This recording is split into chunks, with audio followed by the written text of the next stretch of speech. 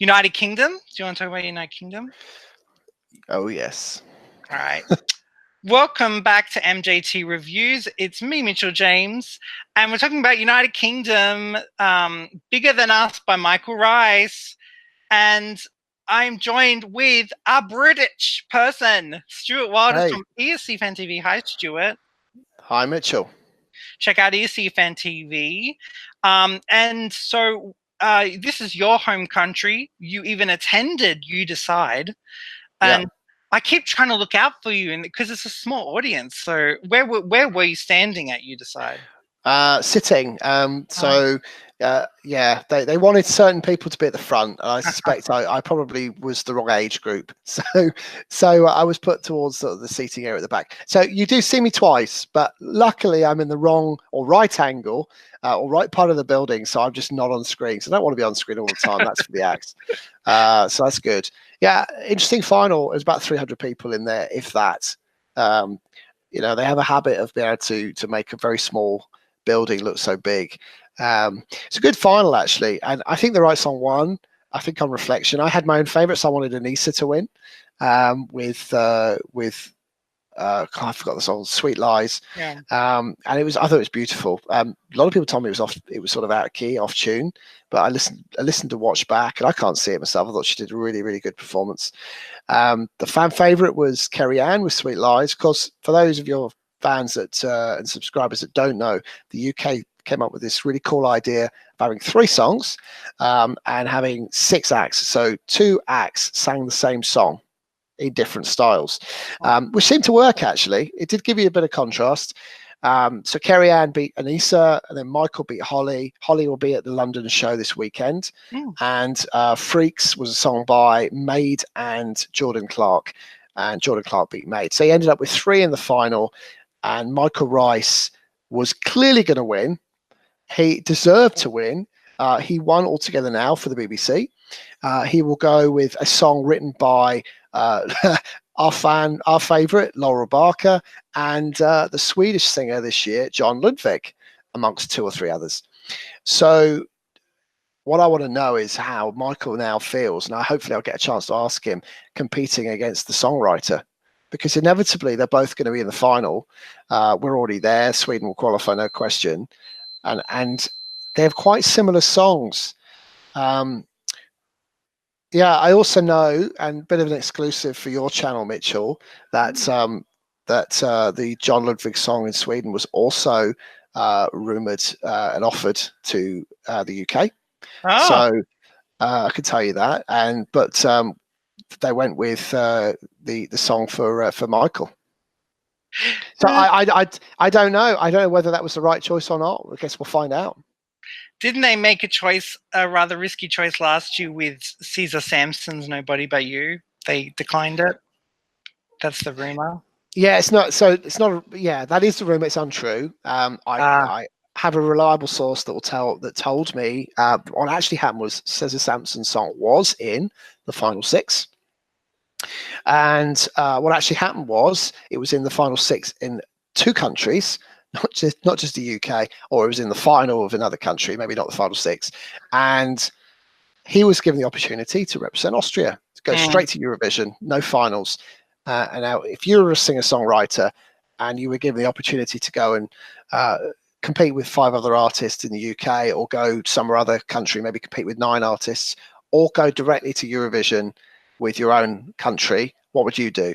So I bear no grudge on that. I think you made the right decision, and it's just a shame, but that's the way it goes. That happens all the time. Just this became a rumor, an unfair rumor on the UK, actually, that they're not trying at Eurovision, or not appear to be trying at Eurovision, and turned down a song which did incredibly well and came first with the juries. It's not true. Just life happens like that sometimes.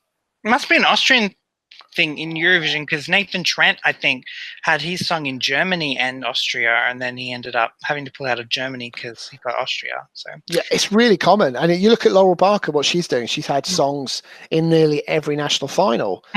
She's made Eurovision. I can't remember how many. It's maybe 3 or 4 songs this year she's in Eurovision with.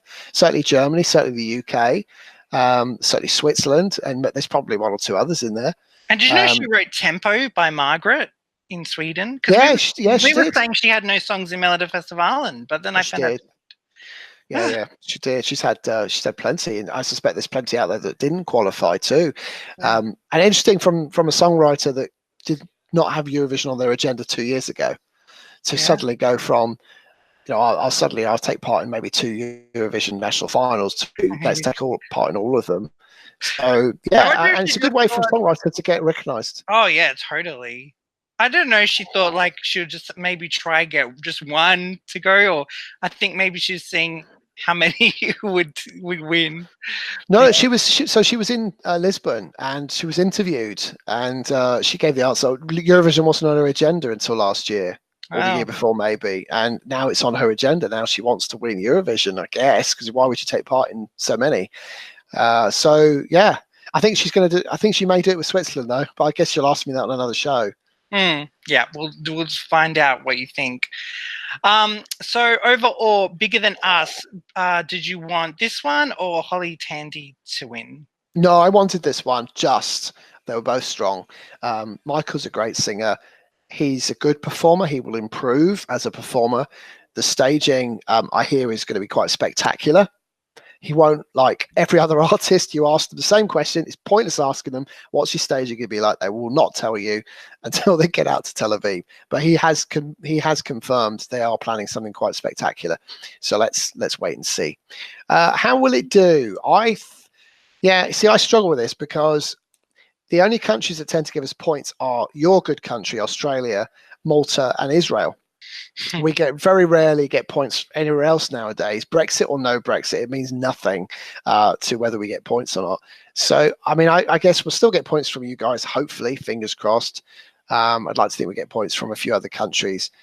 And it would be nice to finish in the top 15, maybe the top 10 again. How confident I am, I'm not, because that's the way it works for us at Eurovision. But if you just took the song, do we deserve to be in the top 10? I think so. Awesome. Yeah, we'll have to see. Big shout out to Michael Rice. I know sometimes he's watching. He gave a love heart to my exhausted reaction to You Decide. So, yeah, okay, great. That was great input from Stuart Wilders. So thanks so much, Stuart. Mr. Rice, man.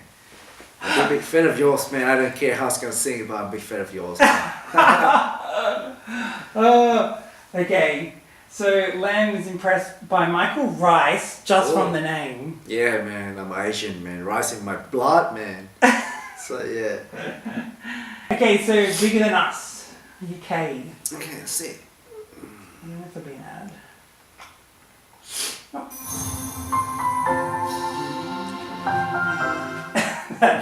Yeah, I love the intro.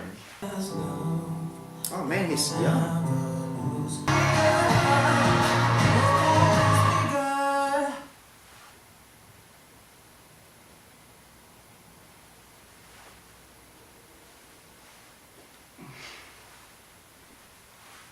Yeah, that's what I just think of UK.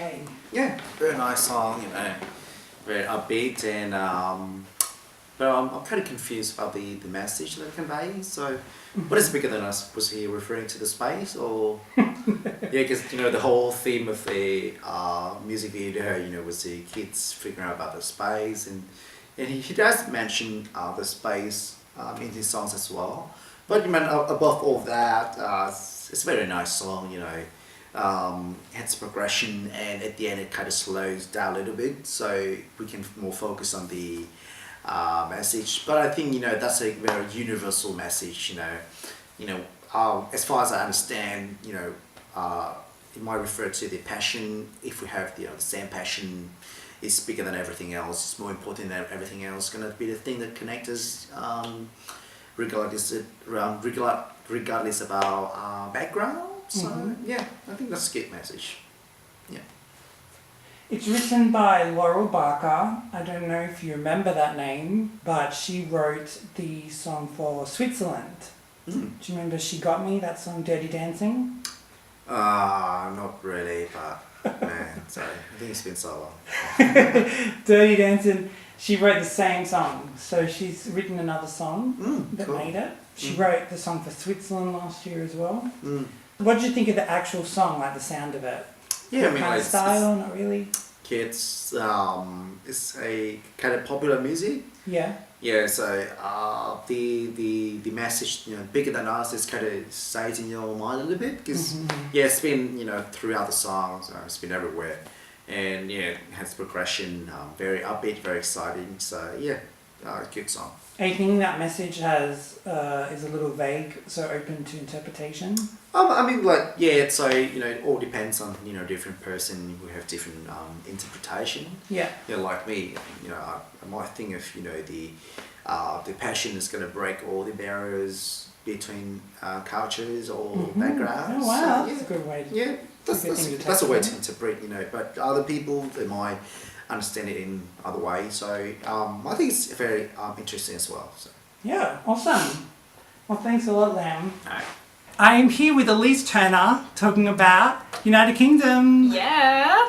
It's bigger than us. Now, I don't know if you remember. Yeah, I think you know what I'm going to say. I have no idea. Okay. What are you speaking of? Switzerland, She Got Me. Yes. I told you that the songwriter is Laura Barker. Yes. And she wrote another song for Switzerland. Yes, and you said the other one was UK. I do remember that. I don't think I told you yet. You may have read it on my Facebook though. Oh, She's probably. written a lot of songs for different countries this You year. love Laurel. Yeah, well, she had this idea. I kind of just love the idea of Laurel Okay. taking over Eurovision more than anything.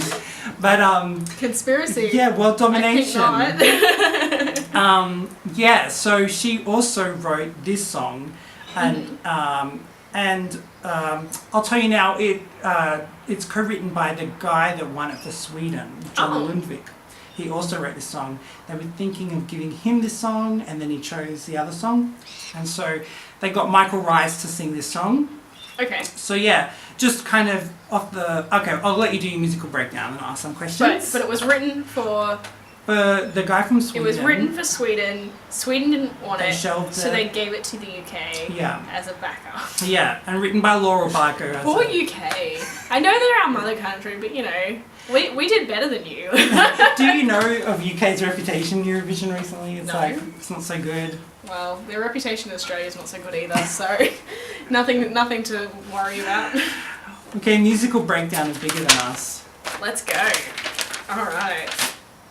So, male singer with one language, which is English, and our vocal range is C3 to G-sharp 4.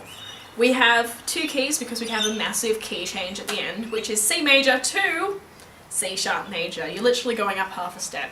Not that much, just enough to give you that really big finish. You got a 4/4 time signature at 82 beats per minute, which is andante, and we have three chords being used. Chord 1, which is C major, chord 4, which is G major, and chord 5, which is F major. So, it's really obvious this is a major key, this is a major song. Like, they're going with the major vibe. In terms of instruments, we've got our piano at the start, clicks, claps, and drums, so they're probably electronic drums. And then backing vocals. That's it. It's quite a large choir-esque sort of backing vocals, but very minimalistic instrumentation. You don't have much going on in terms of the instruments. And then in terms of song breakdown, so we have our intro for 2 bars, verse 1 for 8 bars, a pre-chorus for 4 bars, then a chorus for 8 bars. Then we have, genius, catch up with me, verse 2 for 5 bars, and I don't know why it's 5, and I'm not going to guess because I was wrong when I guessed Is it last time. because I feel like in that verse it goes really slow at the end, whereas like never be alone, it's big. Maybe not. Maybe they just hold And I'm the always line like, for why an is that extra bar. longer? Yeah. Yeah. Then we got the chorus. We're missing the pre-chorus, which is why I've got weird notation here. Yeah. So we just go straight into the chorus. There's no pre-chorus. Goes straight into the chorus for 8 bars. Then the bridge, which is it's bigger, for 4 bars. Yeah. A chorus for 5 bars. Then we have the key change. This is where the key change is to finish with a chorus / coda, mad lib, mash-uppy, like final round ending for 16 bars. Yeah. So that is our song structure. So Cool. nice and confusing. I'm gonna have to edit my notes when I get home. Yeah, that's Okay. everything on there. What do you think of little things that I found interesting? The first verse has like do do do do do do do do do do. It's me and you. You know how it has. Yes, it has like a pause in there. I liked the pause. It was kind of cool. It kept a bit suspenseful. Yeah. I didn't really like the piano was cool to start, but it didn't go anywhere. Yeah. I actually thought it was a bit of a boring song. I'm sorry. Bop, bop, I know you love Laurel, and look, I even wrote. It's not. I know this was co-written by your number one Laurel Barker. I feel like my love for Laurel has gone like pretty big. Yeah, It's more like that I I have made a respect note for of her it. because she's like trying to take over the world through music. But the chords just let down the song. Okay. It was the same 3 chords on repeat. Yeah. You know how I got annoyed with Sweden. Wouldn't have been sweet. No. The one which I don't care for anymore, and so I've forgotten the name. What are you talking about? Slovenia! Slovenia. Oh. You know how I got mad at Slovenia for being 2 chords? Yeah. And it just, like, you could tell that it wasn't changing? Yeah. It's the same with this. You've got the same do-do-do-do-do-do-do lick going on in the background. Yeah. It's that for the entire chorus. And then the chords for the chorus, sorry, that's for the entire verse. And then in the chorus, like, you don't have that lick anymore. You're just going with the doom, doom, doom, doom, or, well, it's not 4 chords, it's only 3 chords. But you've got those same 3 chords in the same order, in the same amount of time, and it didn't go anywhere. Yeah. The chords really let this song down, and then, like, because it just doesn't go anywhere. What do you think of the key change? I think the key change saved the song. Okay.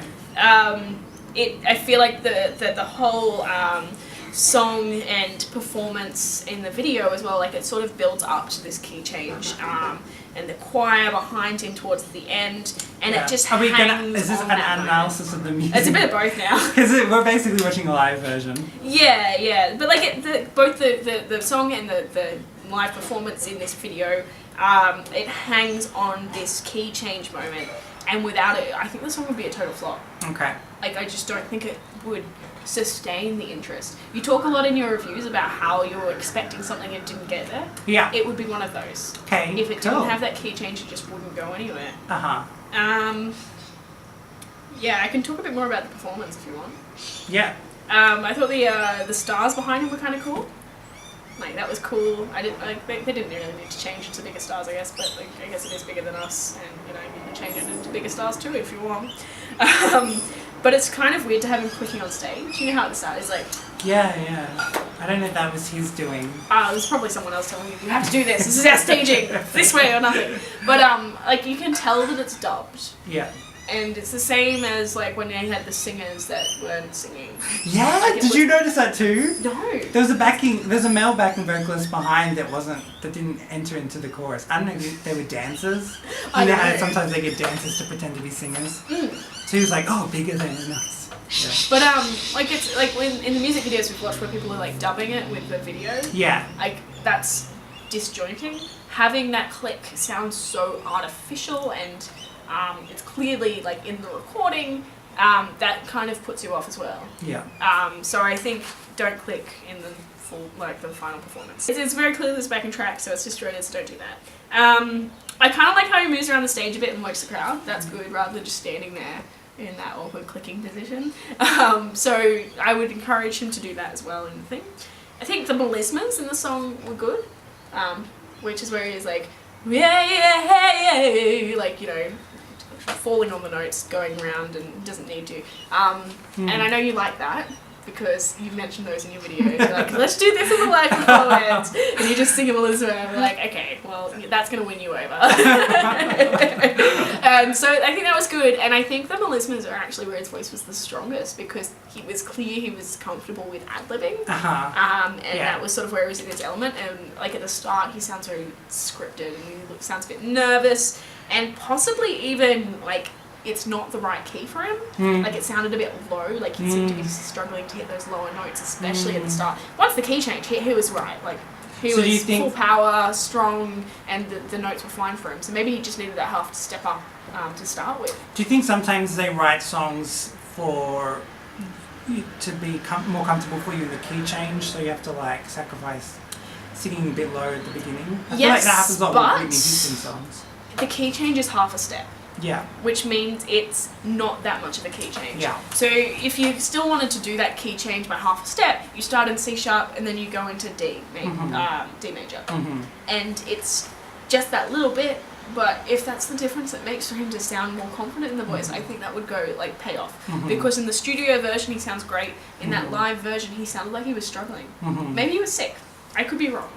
Maybe he was just having an off day, but if it's not an off day, and if that's always how he sings, then I think they made a mistake at starting it in C.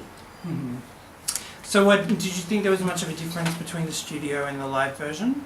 I mean, just the performance, I guess. Like, it wasn't as well executed, which, you know, you're never going to get the perfect performance compared to the studio recording, because they take a million recordings. Yeah. And obviously they want it to sound really professional and polished and slick. So they're going to always go and get the best one until like they're going to record all day and get it right. Yeah.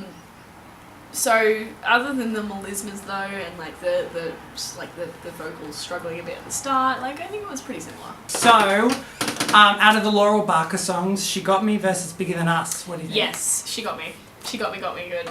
Okay. Now, actually, our battery just died, and in between we were watching Holly Tandy's version of Bigger Than Us, and you said you think you liked that one more. I do. Mitch didn't seem to be too impressed by that. He likes this version more. But no, they had more going on. The critique I gave about the chords not going anywhere and just being the same on repeat, she solved that by having a pause in the first half of the chorus, which really lets it sort of pull back before it comes back in, so you're not just being assaulted with the same three chords, sorry. And then I think they had a difference. They had some strings in as well, so it's one extra instrument, so it's just got a bit more of a build-up. And then she's doing some more backing vocals, like some just humming in the background rather than, just singing, and so that's got a nice complement to it as well. Yeah. But, it's also lacking because it doesn't have the key change. Yeah.